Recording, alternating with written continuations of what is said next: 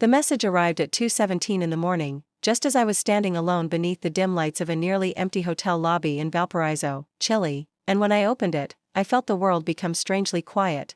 Your assignment is terminated effective immediately, your company accounts are disabled, and you are responsible for getting yourself home. I read it 3 times without moving, because my employer had just abandoned me thousands of miles from home with $37 in my wallet, no access to the company travel account, and a return flight that might no longer exist. While some were back in Ohio, my 8-year-old son Noah was sleeping beside the blue blanket he had owned since kindergarten and probably believed his mother would be home soon. My name is Eliana Brooks, and for 5 years I had worked for Meridian Atelier, a luxury furniture company where executives talked endlessly about craftsmanship while treating the people behind their contracts like replaceable machinery. And my job was to negotiate with international suppliers, solve impossible problems, and somehow keep multimillion-dollar projects alive whenever senior managers had already made a mess of them. 3 weeks earlier, my director Conrad Vale had sent me to Chile after a sustainable timber cooperative threatened to end its relationship with Meridian, and before I left, Noah had wrapped his arms around me at the airport and whispered, "Mom, please don't miss my school recital," so I promised I would return in time even though I already suspected that Conrad had no intention of making the assignment easy.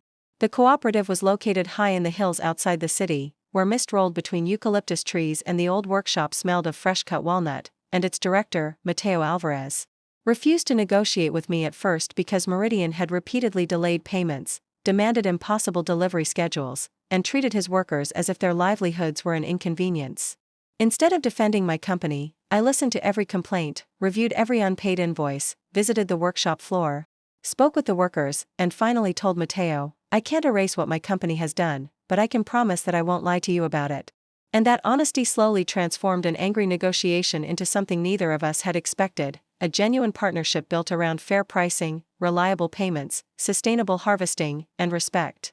While I worked from sunrise until late at night, Conrad kept sending messages demanding that I hurry, and during one video call he insulted Mateo so openly that the room went silent after the connection ended. But Mateo simply looked at me and said, "That man doesn't understand the difference between owning a contract and earning someone's trust."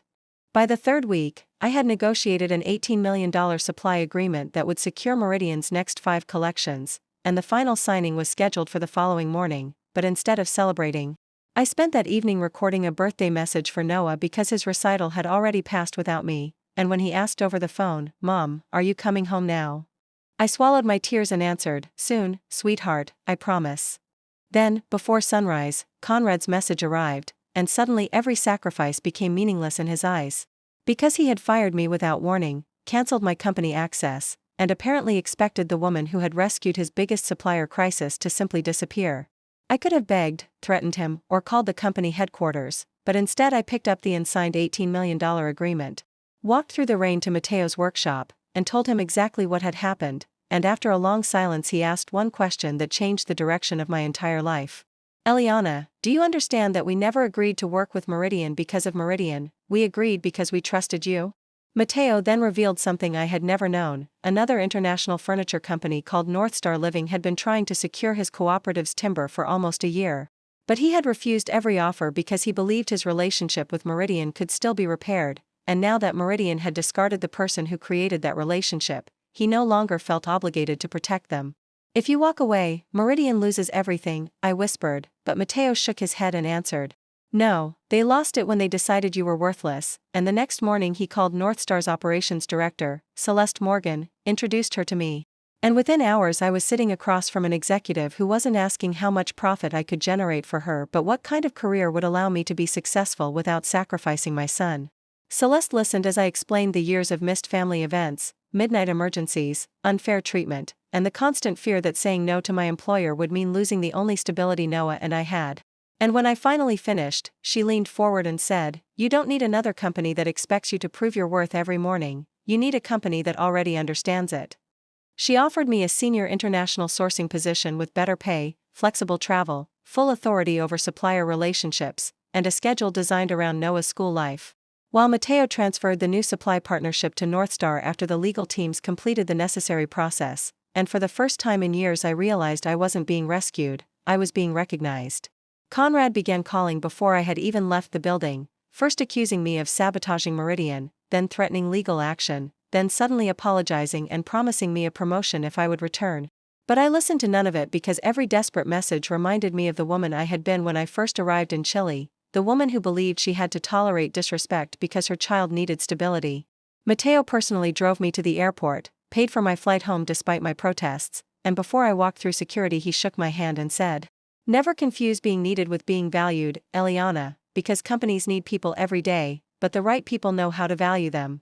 When I finally reached Ohio, Noah spotted me before anyone else and ran across the airport so fast that his backpack nearly fell from his shoulders, and the moment he crashed into my arms, I stopped thinking about Meridian, Conrad, the canceled card, or the $18 million contract because all I could feel was my son's heartbeat against mine as he whispered, "You came back."